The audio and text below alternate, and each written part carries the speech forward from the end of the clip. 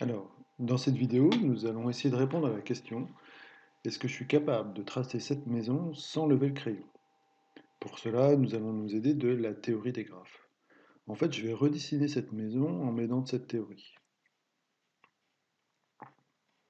Donc, je vais d'abord redessiner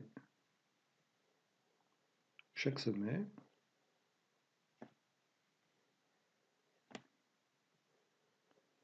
puis chacune des arêtes.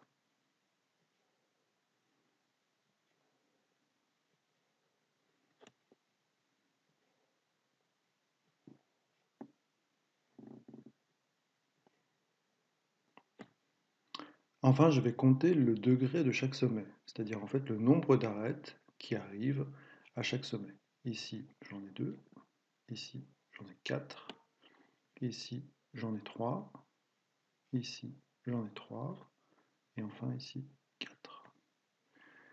Et donc en regardant simplement le degré de chaque sommet, je peux vous dire qu'on peut parcourir ce graphe sans lever le crayon. Alors en fait, pour s'en convaincre, il suffit simplement de se rappeler que pour parcourir un graphe sans lever le crayon, il y a forcément un début. Donc je vais partir de ce point. Éventuellement, je vais peut-être revenir sur ce sommet et en repartir.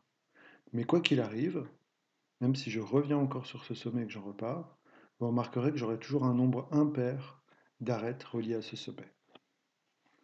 De la même façon, pour le point d'arrivée,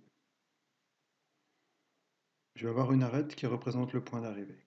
Entre-temps, peut-être que je serai passé par ce point, puis reparti, passé par ce point, puis reparti. Mais quoi qu'il en soit, j'aurai toujours un nombre impair d'arêtes passant par le point d'arrivée.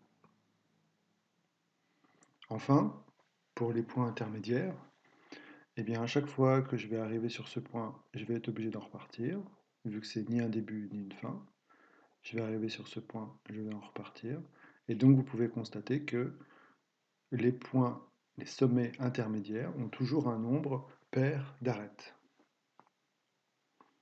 En fait, le théorème d'Euler dit si un graphe peut être parcouru sans lever le crayon, alors il a au plus deux sommets comportant un nombre impair d'arêtes incidentes. Vous voyez ici, j'ai bien deux sommets, exactement deux sommets, avec un nombre impair d'arêtes arrivant à ces sommets. Alors évidemment, c'est au plus parce qu'il y a des petits cas particuliers. On peut par exemple prendre le cas particulier où le départ et l'arrivée sont confondus. Un exemple simple, je pars, je reviens, c'est fini.